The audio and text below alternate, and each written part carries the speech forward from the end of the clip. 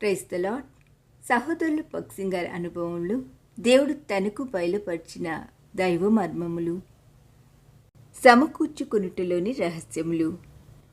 దేవుడు తన్ను ప్రేమించు వారి కొరకు ఏవి సిద్ధపరచునో అవి కంటికి కనబడలేదు, చెవికి వినబడలేదు, మనుష్య హృదయమునకు గోచరము కాలేదు.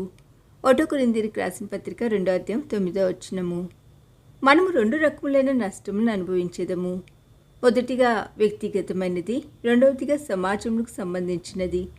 విశ్వాసులముగా మనమందరము యేసుక్రీస్తు ప్రభు శరీరంలోని అవయవములని దేవుని వాక్యం సెలవిచ్చుచున్నది. శరీరంలోని ప్రతి అవయవము అవసరమైనది, ప్రశస్తమైనది. వాటిలో కొన్ని బహు అల్పమైనవి అయినప్పటికీ శరీరంలో వాటి పని ఎంతో ప్రాముఖ్యమైనది. ఒక్క అవయవము శ్రమ పడినచో శరీరంలోని ప్రతి అవయవము దానితో పాటు శ్రమపడును. విశ్వాసులముగా మనము నష్టంతో కూడిన జీవితము, నిష్ఫల జీవితం జీవించినప్పుడు యేసుక్రీస్తు ప్రభు యొక్క సంఘమనేది శరీరం కూడా దానిని అనుభవించును. మన నష్టము సర్వ సంఘము యొక్క నష్టమే. అదే విధముగా మనము కోల్పోయిన దానిని తిరిగి సంపాదించుకున్నప్పుడే సంఘమంతయు మనతో పాటు ఆనందించి మన ఆశీర్వాదములో పాలు పొందును. మరియు ప్రభువైన యేసుక్రీస్తునందు మనకు ఒక గొప్ప ఆత్మీయమైన స్వాస్థ్యం కలదని మనం ఎరుగుదుము. అది అక్షయమైనది, నిర్మలమైనది, వాడబారినదియునైన పరలోక స్వాస్థ్యము. ఏ మానవుడును దానిని పూర్తిగా గ్రహించలేడు.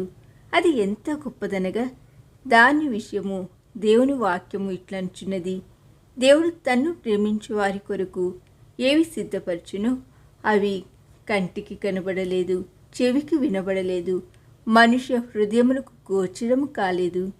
1 కొరింథీయులకు రాసిన పత్రిక 2వ అధ్యాయము 9వ వచనము.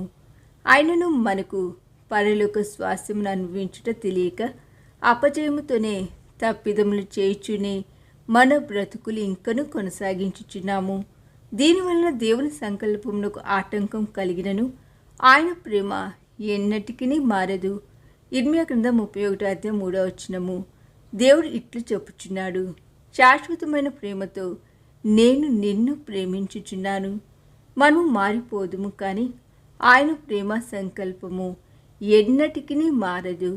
దేవుడు అబ్రహామునకు ప్రత్యక్షమై ఎంతో స్పష్టముగా అతనితో, నీ దేశమును, ఆస్తిని, నీ బంధువులను వదిలి నేను నీకు చూపించు దేశమునకు వెళ్ళుము అని చెప్పినప్పుడు అబ్రహాము విధేయుడాయను.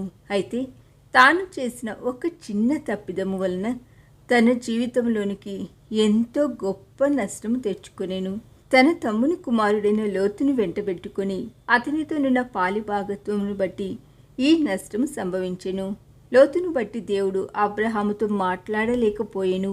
అబ్రహామును దేవుడు అంతవరకు ఎడతెగక నడిపించినను ఇక్కడ ఆగిపోవలసి వచ్చెను. లోతును బట్టి అబ్రహాము దేవుని సన్నిధి యొక్క స్పర్శను కోల్పోయెను. దానిని తిరిగి సంపాదించుకొనవలననుచో అది కేవలము లోతు నుండి వేరొకటి ద్వారానే సంభవించునని దేవుడు తెలియపరిచెను. ఈ దిన ధ్యానము మనందరి ఆత్మీయ జీవితమునకు ఆశీర్వాదకరముగా ఉండునుగాక. ఆమేన్.